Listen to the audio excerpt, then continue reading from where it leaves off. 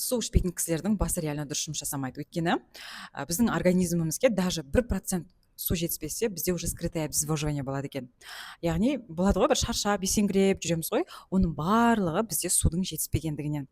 Біз мысалға шөлдейміз ғой, и именно сол шөлдеген кезде это уже біздің организмімізге су жетіспейді. Оказывается, суды шөлдемей тұрып ішу керек екен.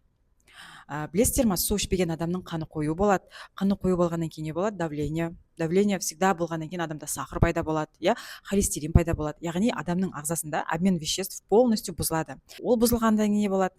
Артық салмақ пайда бола бастайды, асы дұрыс қорытылмайды, мысалы су ішпеген адамның. Да, айтып отыратын, үлкен кісілер айтып отыратын, даже менің апам айтатын, су шаймайтын нәрсе жоқ. Яғни су барлығын кетіреді деп айтатын. Яғни ол біздің ағзамыздағы артық мусордың барлығын жуып шайып, лимфалар болсын. Білесіздер ма, организм, біздің, кстати, ағзамыздағы лимфа бар ғой, сол үлкен лимфатическая системамыз біздің ағзамыздағы бүкіл мусорлардың жиналатын жері.